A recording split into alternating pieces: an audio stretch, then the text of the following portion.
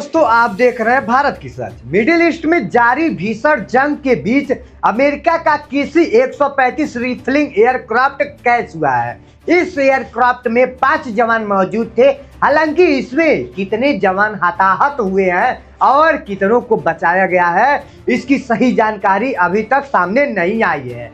News एजेंसियों और writers के मुताबिक ईरान समर्थित इराक के ग्रुप का दावा है कि उसने हमले में अमेरिकी एयरक्राफ्ट पूरी तरीके से क्रैश हो गया है। वही अमेरिका का कहना है कि 2 विमानों के आपस में टकराने के कारण यह फ्रेंडली फ्लाइट के कारण यह हादसा हुआ है। अमेरिकी सेना का कहना है कि उसका एक रिफलिंग एयरक्राफ्ट KC-135 पश्चिमी इराक में दुर्घटनाग्रस्त हुआ है। वही इस घटना में शामिल दूसरा विमान सुरक्षित लैंड कर दिया है। यह घटना ऐसे वक्त पर हुई जब अमेरिका और इजराइल ईरान के खिलाफ एक ज्वाइंट ऑपरेशन चला रहे हैं। मिडिल ईस्ट में अमेरिका की सैन्य अभियानों की जिम्मेदारी संभालने वाले सेंट्रल कमांड ने इसकी पुष्टि करते हुए बाकायदा स्टेटमेंट में भी जारी किया है, जिसमें बताया गया है कि रेस्क्यू ऑपरेशन फिलहाल चल रहा है और 2 विमानों में आपसी में टक्कर हुई है, जिसके कारण यह विमान क्रैश हुआ है। अब इस बात की कोई भी पुख्ता जानकारी नहीं दे रहा है कि विमान में कितने लोग सवार थे, कितने जवान सवार थे, कितनों को बचाया गया, कितनों की जानें चली गई, क्या कोई हताहत है, नहीं है, या किसकी एग्जैक्टली लोकेशन क्या है, वह भी अभी तक खुलासा नहीं किया गया है। बयान में आगे बताते हैं कि अमेरिकी सेंट्रल कमांड को एक US KC-135 रिफलिंग विमान को खोने की जानकारी है। यह घटना ऑपरेशन एपिक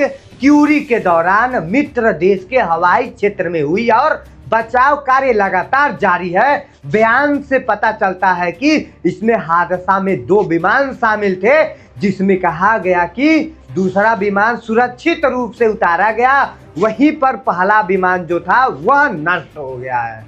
यह किसी दुश्मनी की गोलीबारी और से नहीं बल्कि अपनी ही सेना की गोलीबारी यानी कि फ्रेंडली फायर के कारण हुआ है। अलग अलग सोर्सेस के हवालों से जो खबर मिली है, जो इनपुट अब तक हमको मिले हैं, वह आपको भी पॉइंट में वाइज में समझाता हूं। पश्चिम इराक में अमेरिका सेना का एक रिफिलिंग विमान दुर्घटनाग्रस्त हुआ है। इस घटना में 2 विमान शामिल थे, दूसरा विमान सुरक्षित रूप से उतारा गया।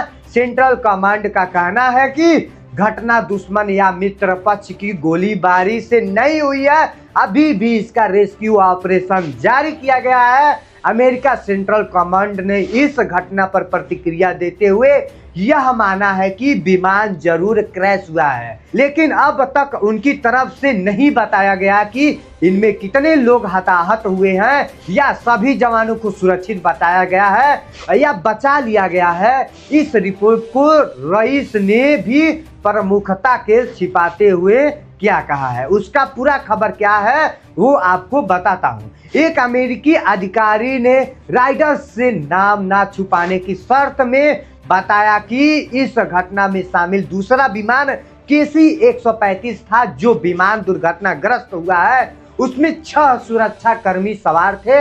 ईरान समर्पित सशस्त्र गुट्टे के एक ज्वाइंट ग्रुप जिसका नाम इस्लामिक रेजिमेंट था, इन इराक ने अमेरिका से ईंधन भरने वाले इस विमान को मार गिराने की जिम्मेदारी ली है। इस ग्रुप ने एक बयान में कहा कि उसने KC-135 विमान को अपने देश की संप्रभुता और हवाई क्षेत्र में घुसने का वजह से मार दिया है।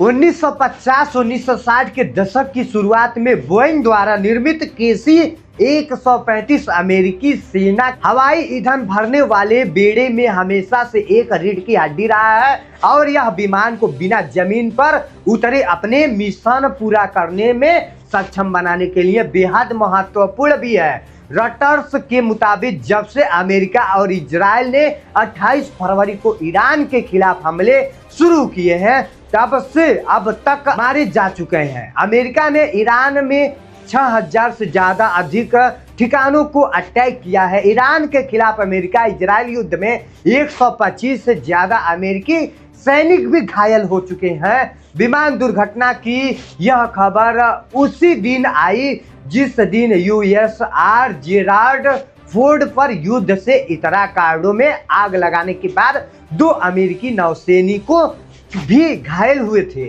अब इस युद्ध में 2000 से अधिक लोग मारे जा चुके हैं, जिसमें से लेबनान के लगभग 7000 लोग शामिल थे। और इस रिपोर्ट में इसके बारे में क्या कुछ सवाल बने हुए हैं।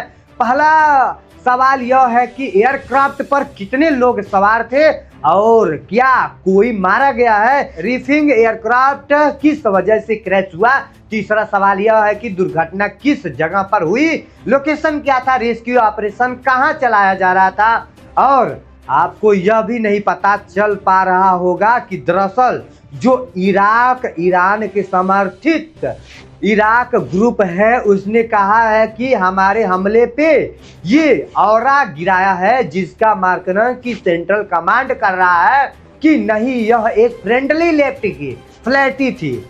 यानी कि भाई दूसरा एयरक्राफ्ट जो है वो अमेरिका की फौज की थी, उसमें आपस में टक्कर हो गई, जिसके बाद KC-135 क्रैश हो गया।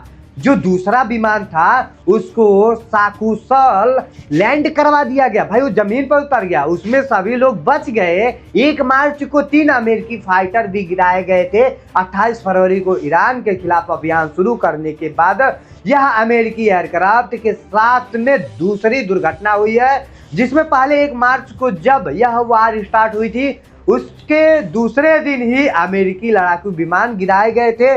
उस समय सेंट्रल कमांड ने फ्रेंडली फायर को घटना की वजह से बताया गया था। यह विमान 3 F-15 स्ट्राइक ईगल्स, जिन्हें कुवैत हवाई सुरक्षा वालों ने गलती से मार गिराया था, ऐसा कहना था कि सेंट्रल कमांड का। लेकिन दूसरी तरफ ईरान का दावा था कि उसने जो इन फाइटर्स जेट को गिराया है तो उसमें दोनों तरफ से फिलहाल मिडिल ईस्ट के इस समय हालात नाजुक बने जा रहे हैं। तेल और गैस को लगातार चिंता हो रही है, लेकिन इन सब के बीच ईरान कहीं से भी इस युद्ध को रोकने की जो है कहीं की जरूरत नहीं कर रहा है। भाई वो रोकने का नाम ही नहीं ले रहा है, वो रोकने का ईरान कोशिश ही नहीं कर रहा है।